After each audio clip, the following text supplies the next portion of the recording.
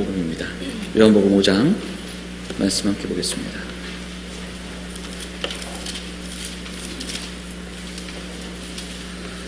요한복음 5장 1절부터 18절까지 우리 교독하도록 하겠습니다.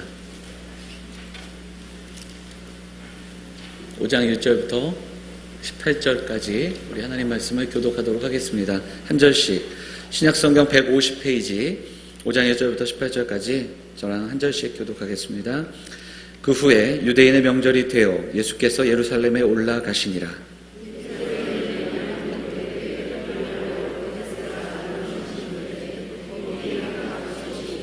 그 안에 많은 병자, 맹인, 다리 저는 사람, 혈기 마른 사람들이 누워 물의 움직임을 기다리니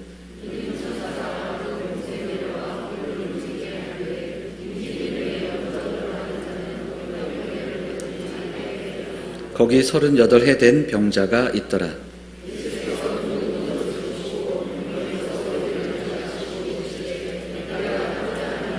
병자가 대답하되 주여 물이 움직일 때에 나를 못에 넣어주는 사람이 없어 내가 가는 동안에 다른 사람이 먼저 내려가나이다.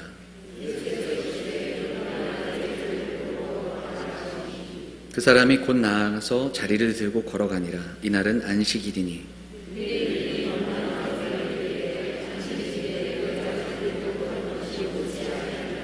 대답하되 나를 낫게 한 그가 자리를 들고 걸어가라 하더라 하니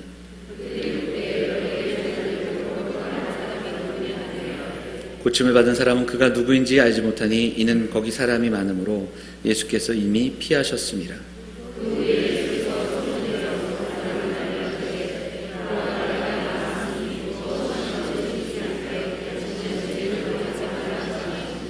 그 사람이 유대인들에게 가서 자기를 고친 이는 예수라 하니라.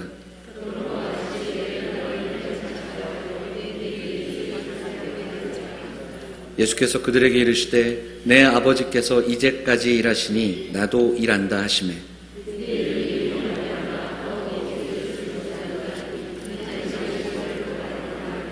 하나님을 자기의 친아버지라 하여 자기를 하나님과 동등으로 삼으시더라. 아멘.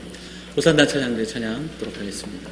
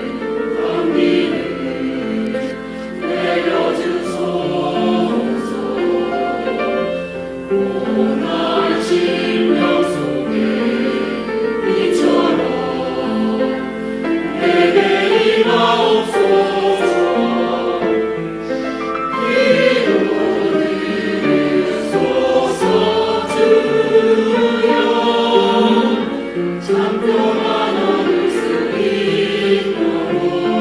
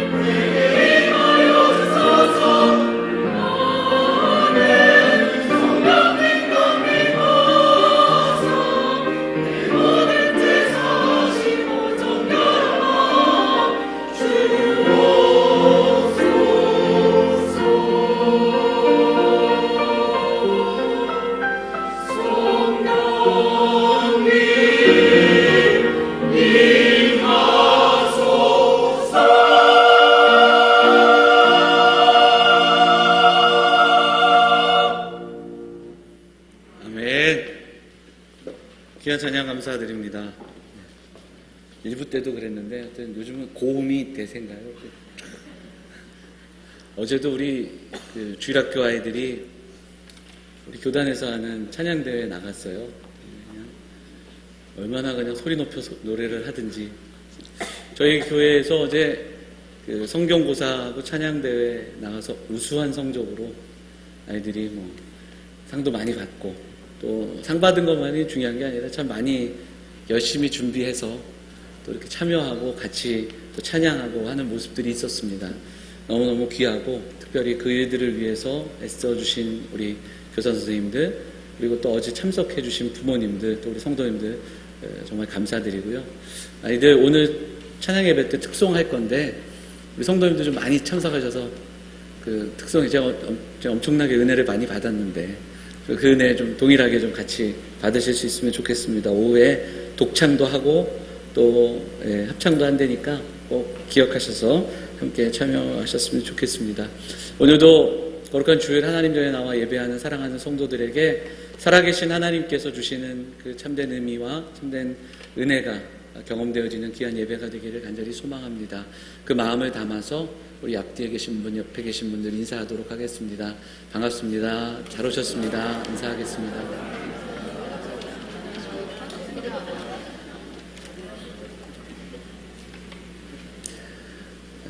본문 말씀을 지해서 예수님을 만난 사람들이라는 그 제목으로 계속해서 말씀하는데, 세 번째 시간, 오늘은 베데스다의 38년 된 병자에 대한 이야기를 우리가 좀 나누도록 하겠습니다. 여러분 그 희망 고문이라는 이야기를 들어보신 적이 있습니까? 희망 고문. 이 단어는 그 젊은이들을 위한 책 중에 88만 원 세대라는 책이 오래전에 있었습니다. 그 책에 우석훈 씨가 쓰신 내용이에요. 그러니까 좌절과 절망을 느낄 수밖에 없는 상황에서 계속 희망을 이야기하는 것은 고문이다, 이런 이야기를 했는데, 사실 찾아보니까 그분의 이야기가 아니라 이게 18세기, 19세기에 프랑스에서 쓰여진 소설의 제목이더라고요. 단편소설의 제목인데, 희망 고문. 정말로 고문을 그렇게 했대요. 그래서 감옥에서 탈옥시켜주는 것처럼 해놓고 자유의 몸이 되는 그 순간에 딱 잡는 거예요. 그러니까 어떤 고문보다 잔인한 고문이다. 그래서 이렇게 표현을 합니다. 희망을 슬쩍 보여주었다가 그것을 움켜쥐려는 찰나 빼앗아 버리는 것. 이것이 가장 잔인한 고문이다. 그래서 희망 고문이라는 그 단어를 쓰는데, 그 총신대 김지찬 교수님이라는 분이 그분의 글에서 소망과 소원을 좀 구별해서 써요. 그래서 우리에게 설명을 하는 내용이 있는데, 성도들에게 소망이 있고 소원이 있다는 거예요. 자, 누구에게나 소원이 있죠. 여러분의 소원은 무엇입니까? 우리의 소원은 통일입니까? 요즘 우리의 소원은 뭡니까? 가을이 빨리 오기를, 이 더위가 빨리 지나가기를. 대부분의 사람들의 마음에 그런 게 있지 않겠습니까? 그런데 각자의 소원이 또 있어요. 우리가 처한 상황들이 좀 벗어나기를, 우리의 자녀들이 잘 되는 소원, 성적이 잘 나오고 좋은 배우자들을 만나고 취업도 잘 되고 몸이 아프신 분들은 건강하기를 원하는 소원, 이런 소원들이 다 있습니다. 소원이 나쁜 것이 아니에요. 소원이 있는데 중요한 것은 뭐냐면 이 소원을 이루는 것이 우리의 소망이 이루어지느냐 조금 다르다라는 거예요. 소원이 있다 보니까 이 소원은 우리에게 때로는 어떤 것을 가져다 주냐면 실망을 가져다 줍니다. 오랫동안 마음에 소원이 있었는데 이루어지지 않으면 실망할 수 있어요. 실망이 또 실망이 되면 절망을 가져옵니다. 이런 상황들이 분명히 있다라는 겁니다. 소원대로 다 되면 좋지만 그렇지 않아요. 그래서 하나님의 사람들은, 하나님의 교회는 이 세상 속에서 희망 고문을 이야기하는 자들이 아니에요.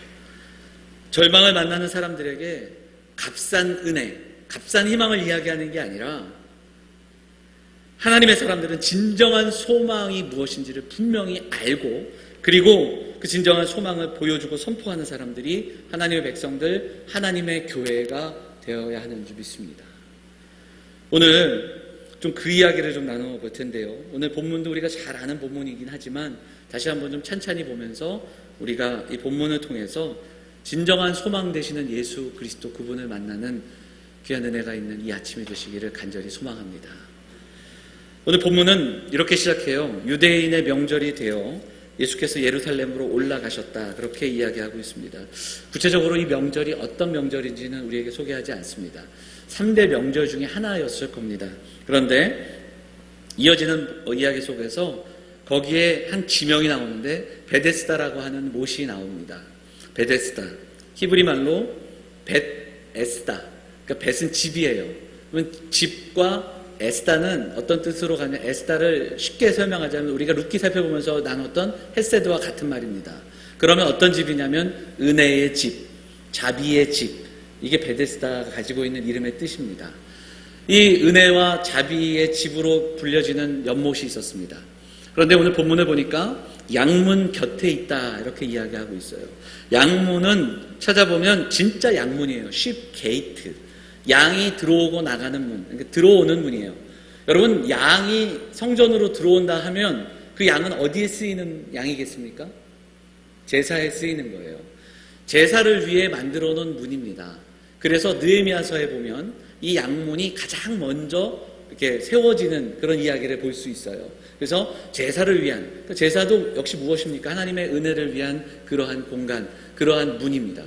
온통 은혜가 가득한 곳이에요. 은혜의 문, 그리고 은혜의 집. 그런데 정작 여기엔 누구가 있냐면 병자들이 지금 모여 있다라는 거예요. 은혜가 필요한 사람들이 모여 있는 곳입니다.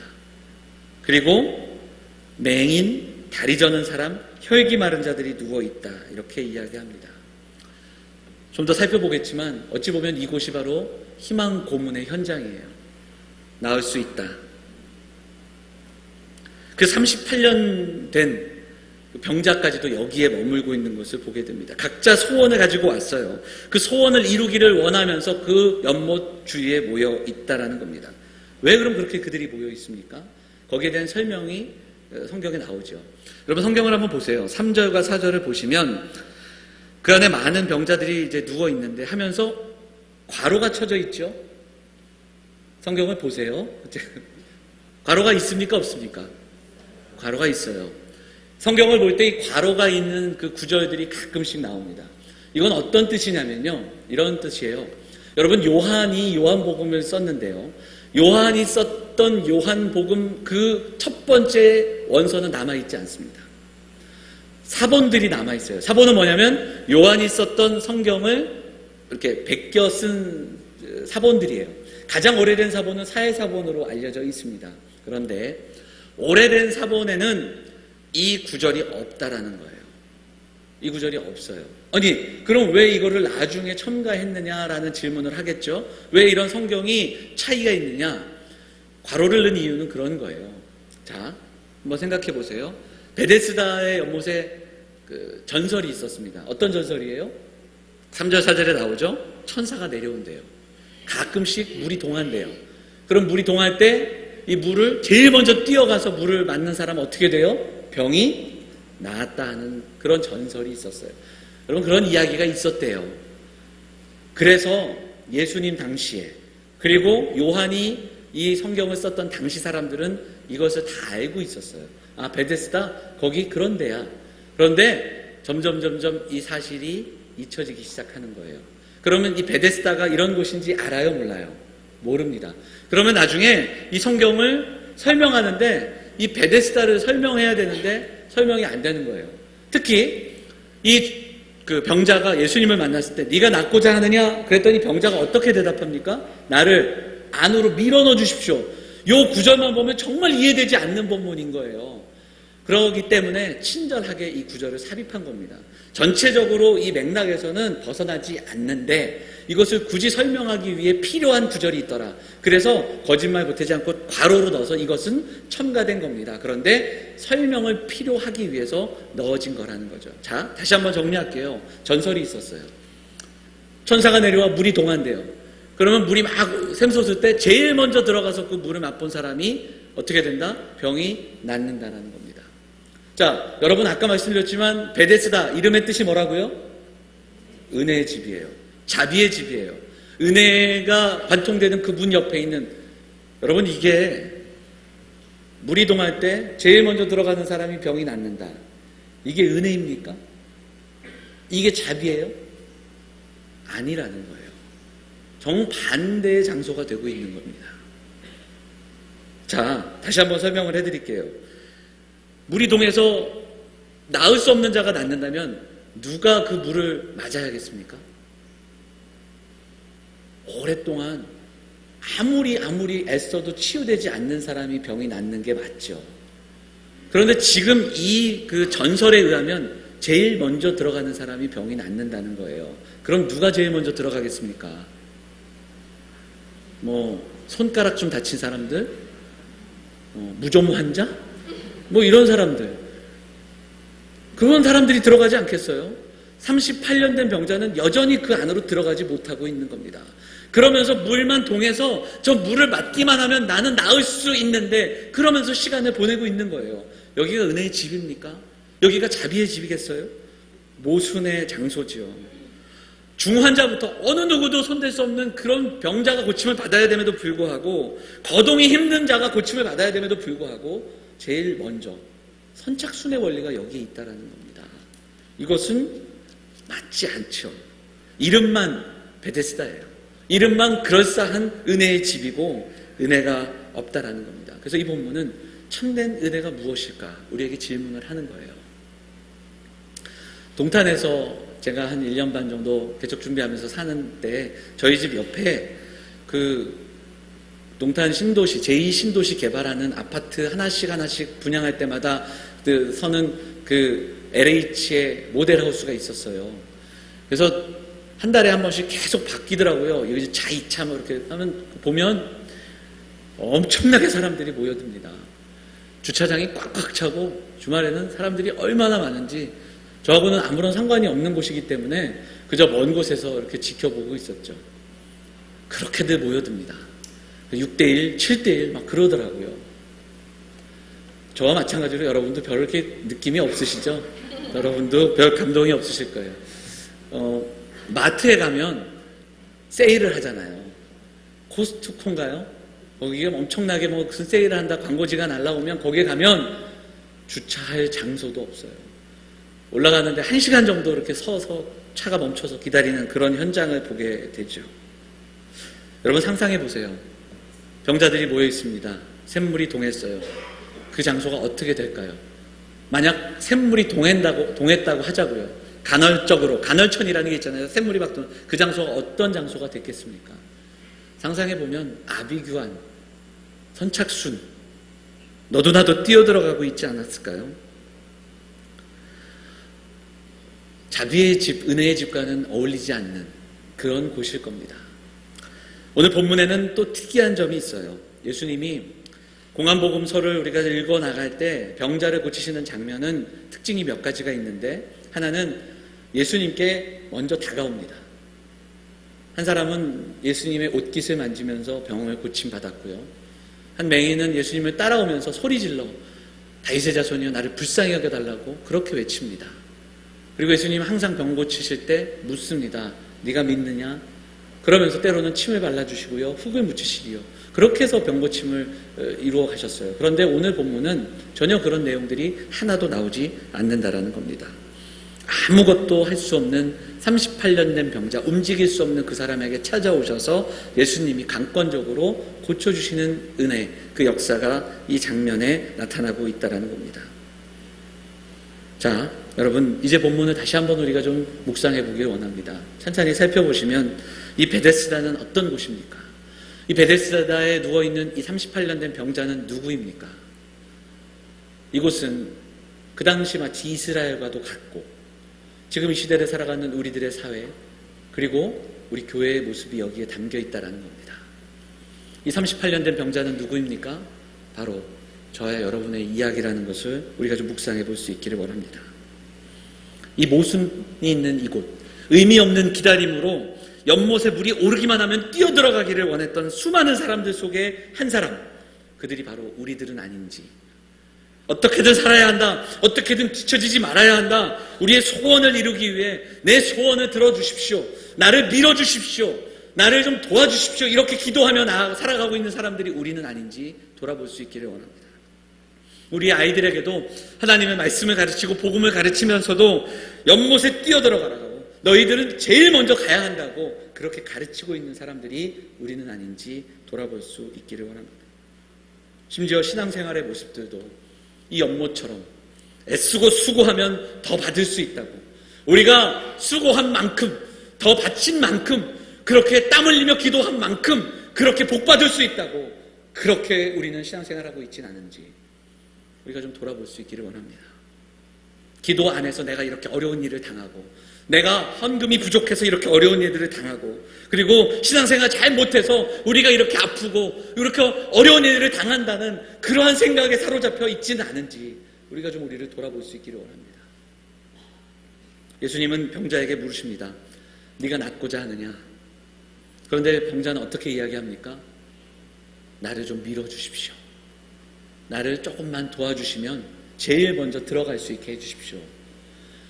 이렇게 이야기하고 있는 이 병자의 모습이 오늘도 은혜전에 나와 이미 은혜 받은 사람으로 살아가면서도 하나님 오늘 은혜 조금만 주시고, 내게 힘 조금만 주시고, 내 삶에 우리의 가정에 조금만 좀 도와주시면, 이렇게 기도하고 있는 우리의 모습은 아닌지 우리가 돌아보고 하나님 앞에 기도하며 나아가는 이 귀한 시간이 될 수 있기를 간절히 소망합니다.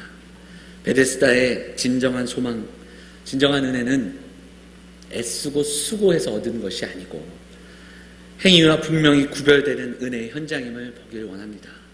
먼저 들어가고 더 많이 이루고 더 많은 것을 만족시켜야 얻을 수 있는 것이 아니라는 거예요.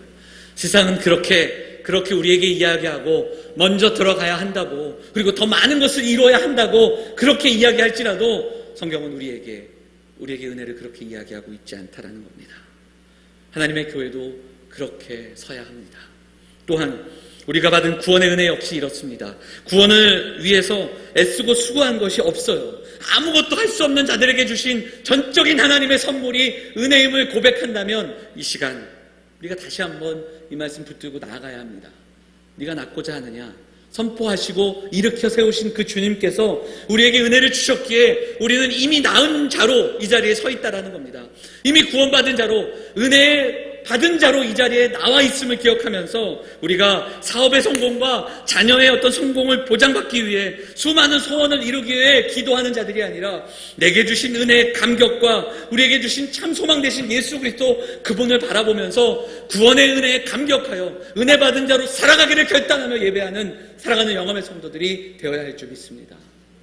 사랑하는 여러분, 우리의 소원을 이루게 하시는 예수님이 아니라 예수님 그분은 진정한 우리의 소망 되심을 깨닫고, 그리고 그 소망 되신 예수 그리스도만이 우리에게 은혜 주신 참된 구원의 소망 되심을 다시 한번 우리가 묵상하면서 오늘도 예배하고 은혜 받은 자로, 은혜를 구하기 이전에 은혜 받은 자로, 은혜 받은 사람들로 살아갈 수 있는 우리 사랑하는 영암의 성도들 되시기를 주님의 이름으로 축원을 드립니다. 그런데 오늘 본문은 우리에게 한 가지 이야기를 더 이야기합니다. 여기서 끝나지 않고 더 중요한 사실을 일러주는데, 그것은 뭐냐면 이 사건이 일어난 때가 언제인가를 분명하게 밝혀주고 있습니다. 언제입니까? 뭐라고 얘기하죠? 여기 이날은 안식일이었다 이야기합니다. 이것을 좀 주목해 봐야 하는데요.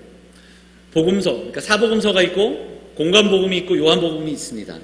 공관복음에는 마태마가 누가에는 이 안식일의 논쟁, 안식일 사건이 언제 나오냐면 예수님이 회당에서 성전에서 손 마른 자를 고쳐주시는 장면이 나옵니다. 그 사건 이후에 사람들은 예수님을 죽이려고 합니다. 바리새인과 제사장들은 예수 그리스도를 죽이려고 하는 그 모의를 하기 시작하는 시점이 바로 이 안식일 논쟁이에요. 그런데 요한복음에는 그 손 마른 자를 고쳐주시는 사건이 없고 그 대신에 똑같은 의미의 사건이 어디에 나오느냐, 바로 오늘 이 사건으로 나와요. 그래서 사람들은 38년 된 병자가 고침을 받았잖아요. 정말 오랫동안 누워있던 그 사람이 나았잖아요. 그러면 옆에 있는 사람들이 어떻게 해야 되겠습니까? 함께 기뻐해야 되잖아요. 아, 네가 나음을 받았구나. 어떻게 치료받았는가? 하면서 하나님의 영광을 돌려야 할 때, 그때 그 사람들은 그가 고침받은 것을 주목하지 않고 왜 안식일에 누가 너를 낫게 했냐고 그렇게 질문하고 있다는 거예요. 오늘은 안식일인데 네가 어떻게 일어나느냐, 그렇게 질문하고 있다는 겁니다. 사랑하는 여러분, 안식일이 이스라엘 백성들에게 어떤 의미였습니까? 안식일의 주인은 하나님이셨어요. 창조의 완성, 창조를 완성하신 이후에 하나님이 쉬셨습니다. 그래서 창조에는 완전한 창조, 생명의 충만한 창조를 기뻐하고 즐기시는 하나님이 안식하셨기에 우리에게도 허락하신 그런 안식일이었어요. 창조를 기억하라. 그럼에도 불구하고 인간의 범죄로 말미암아 하나님과의 관계가 깨어지고 이 안식이 깨어집니다. 죄로 말미암아 하나님의 창조와 부요하심을 떠나게 됩니다. 그래서 인생은 어떻게 살아가느냐? 스스로 그 안식을 찾아 살아가는 인생들이 되는 거예요. 그러나 분명한 사실은 하나님을 떠난 인생에게 참된 안식은 없다는 겁니다. 십계명에서 안식일을 거룩하게 지키라고 말씀하시는 이 말씀의 뜻은 고장난 우리의 삶이지만 장차 임할 하나님이 회복시켜 주실 안식을 꿈꾸며 그 안식을 추구하는 사람들이 되라. 우리의 고집과 노력을 그쳐라. 오직 하나님을 의지하라. 그리고 신명기 말씀에서는 출애굽해 주신 그 하나님의 은혜까지도 기억하면서 안식일을 신앙 고백으로 지켜야 한다는 것을 말씀하고 있다는 겁니다. 우리의 고집과 노력을 그치는 거예요. 그런데 안식일에 어떤 일이 있었는가? 병자가 고침을 받고 치유됐습니다. 이 사건은 예수 그리스도 그분이 안식일의 주인이시라는 거예요. 그 창조를 회복하고 계신 하나님의 일하심을 주님이 이 땅에서 이루어가고 계신다는 것을 선포하고 있는 겁니다. 특히 요한복음에 나오는 7가지의 기적은 표적이라는 그 해석이 붙으면서 항상 예수님을 가르치고 계셔요. 그래서 이 병자를 고치신 이분은 누구신가? 지금 안식일에 이 일을 행하시는 이분은 누구신가라는 질문을 하면서 예수님 그분은 안식일의 주인이시고 창조주이시며 하나님의 아들이시다, 이것을 선포하고 있다는 겁니다. 하나님을 믿는 자들이 하나님이 허락하신 안식의 참된 의미를 모른 채 그저 안식일엔 하지 말아야 하는 것들, 또 금해야 하는 것들, 그래서 십계명 아래에다가 수많은 조항을 달아붙이면서 뭐도 하지 말아야 되고 뭐도 하지 말아야 되고, 그래서 오히려 이것으로 그 시대를 살아가는 수많은 하나님의 백성들을 올가매고 그리고 그들의 자유를 억압하고 있는 그 현실 속에서 하나님은 진정한 자유, 진정한 생명의 은혜를 우리 주님이 선포하고 계시는 그러한 장면이라는 겁니다. 그러면서 그들은 그 조항을 무기 삼아서 예수님을 올가매려고 하는 거예요. 왜 안식일에 병자를 고치느냐? 그가 누구냐? 이렇게 이야기하면서 예수님을 죽이려고 하는 사건이 바로 이 5장의 사건이라는 겁니다. 예수님 그들에게 말씀하십니다. 내 아버지께서 이제까지 일하시니 나도 일한다. 이 말씀도 이해하기 위해서 그 당시 유대인들이 만들어놨던 웃지 못할 그 조항들 속에 있는 이야기를 좀 나눠야 될 텐데, 여러분 아시다시피 유대인들이 조항을 만들어서 유대인들이 안식일날 하지 못할 것을 여러 개 만들었어요. 그런데 유대인 랍비들이 자주 모여서 이렇게 토론을 합니다. 안식일이 어떤 날인가? 안식일에 대해서 또 어떤 조항을 만들어야 되겠는가? 이런 토론을 하기 시작했는데 그들이 질문하기 시작했습니다. 우리 하나님은 여호와는 여전히 안식하고 계신가? 그런데 그들에게 질문이 던져졌어요. 왜냐? 안식일에도 일하고 계시는 것 같아요. 안식일에도 아이들이 태어나잖아요. 생명이 태어나더라고요. 안식일에도 누군가는 또 죽게 돼요. 그러면 생명을 주시는 분이 누구십니까? 생명을 또 거두시는 분도 누구예요? 하나님이시라고 고백하는 그들이 질문하기 시작하는 거예요. 왜 하나님은 안식일에도 생명을 주시고 생명을 걷어가신 것일까? 안식하지 않으신, 이런 질문들을 하기 시작한 거예요. 그러면서 그들이 결론을 내립니다. 아니다. 하나님은 여전히 안식하고 계시다. 그런데 두 가지는 하신다. 그 두 가지는 뭡니까? 생명을 주시고 걷어가시는 이 두 가지는 안식일날 행하신다.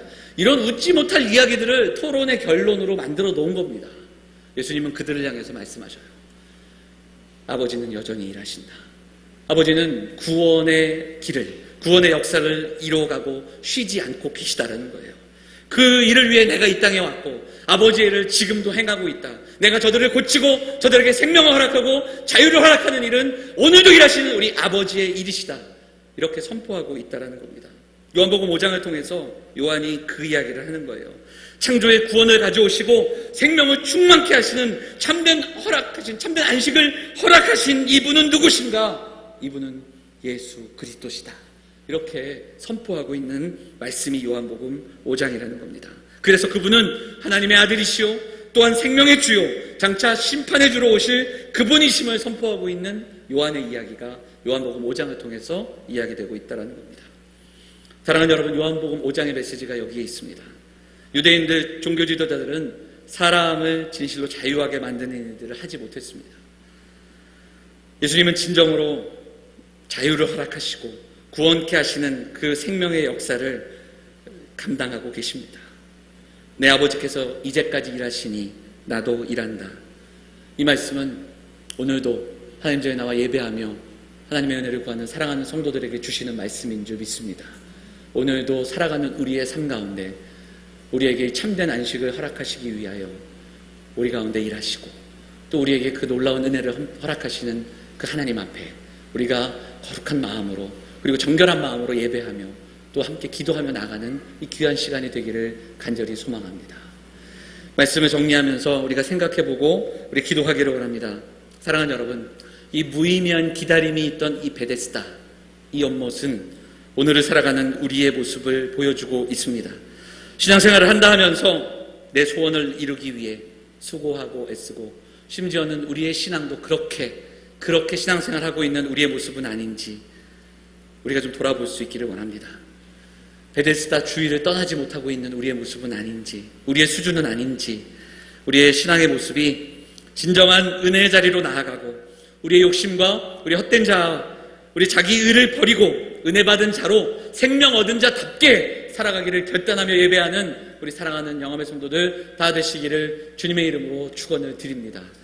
또한 생명 되시는 예수 그리스도 안에서 참된 인생의 의미를 발견하고 특별히 참된 안식이 그분 안에 있다는 사실, 오늘도 우리에게 안식을 허락하시기 위하여 일하시는 그 주님 앞에 그 주님을 바라보며 예배하고 그리고 우리의 삶의 현장 속에서도 날마다 그분과 동행하는 가운데 참된 안식을 경험하고 선포하며 살아가는 우리 사랑하는 영암의 성도들 다 되시기를 다시 한번 주님의 이름으로 축원을 드립니다. 우리 말씀 생각하면서 찬양 한 곡 하시고 우리 함께 기도하기 원합니다. 우리 은혜로다라는 찬양 같이 하실 때 이미 선포된, 이미 우리에게 임한 하나님의 은혜를 기억하면서 은혜를 구하는 자로 머물지 않고 은혜 받은 자답게 은혜를 선포하며 살아가는 자가 되게 해달라고 기도하는 이 시간이 되기를 원합니다. 같이 찬양하겠습니다.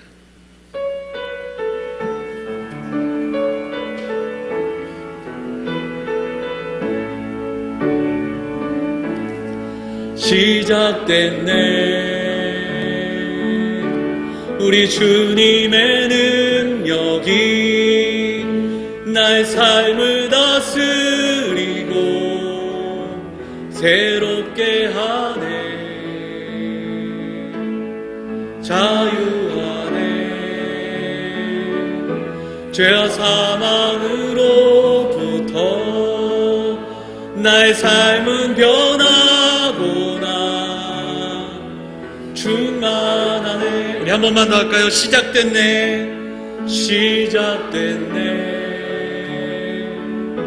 우리 주님의 능력이 나의 삶을 다스리고 새롭게 하네 자유하네. 죄와 사망으로부터 나의 삶은 변하구나. 충만하네. 아멘. 은혜로다. 은혜로다. 주의 은혜 변함없는 주의 은혜 은혜로다. 주의 은혜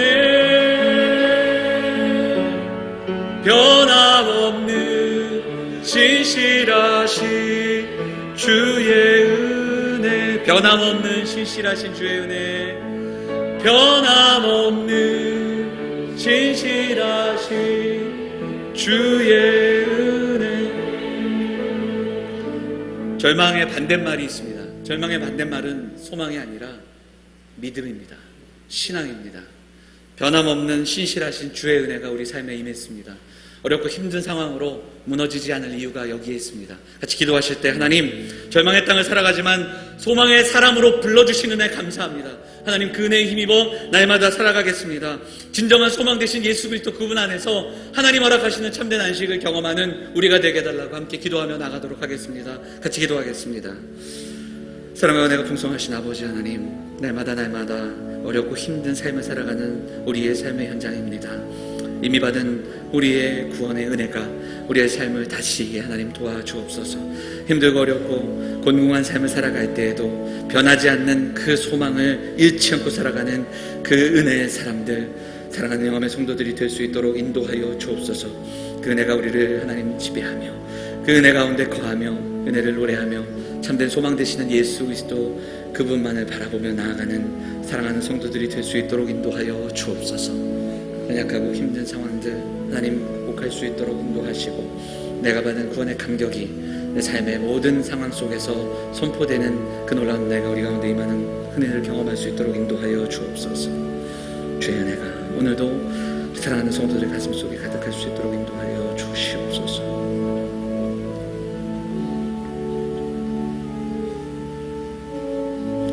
사랑과 은혜가 풍성하신 아버지 하나님, 오늘도 함께 나와 예배한 사랑하는 성도들 잡아주시고 기억하여 주옵소서. 믿음의 사람들로 살아가기를 소망하며 힘들고 어려운 삶을 살아가지만 구원의 감격이 우리의 삶과 우리의 소망 가운데 임하게 하시고, 그 은혜 받은 사람으로, 은혜의 사람으로 살아가며 선포하며 나아가는 귀한 믿음의 성도들이 될 수 있도록 인도하여 주옵소서.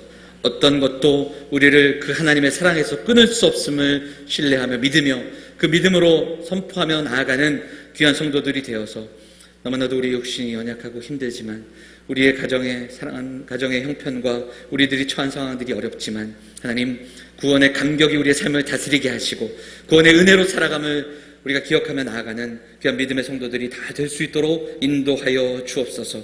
구원의 역사를 이루며 참된 안식을 허락하시는 주님 앞에 나아가는 이 하루가 되게 하시고, 오늘도 하나님의 은혜 가운데 우리가 그 은혜를 소망하며 나아가는 귀한 믿음의 성도들이 다 될 수 있도록 인도하여 주옵소서.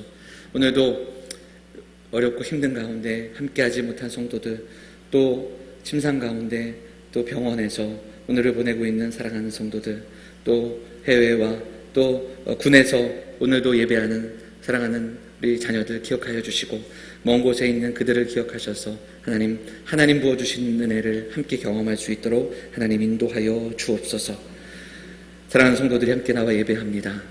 또한 우리의 마음을 다해 드려진 예물 위에 하나님 은혜를 더하시고, 사랑하는 성도들의 가정이, 그리고 저들의 사업이 하나님 공공하지 않도록, 어렵지 않도록 인도하여 주셔서 날마다 살아가는 가운데 우리의 삶의 모습들로 인해 또 낙심하지 않도록 인도하여 주시고, 일어서게 하시고, 또 은혜의 날을 선포하는 하루하루가 될 수 있도록 인도하여 주옵소서. 이제 나아가 살아가는 한 주의 삶 속에서 동행하여 주시고, 오늘도 입히시는 그 하나님의 은혜에 힘입어 한 걸음 한 걸음 더 나아가는 승리하는 영암의 성도들이 다 될 수 있도록 인도하여 주시옵소서.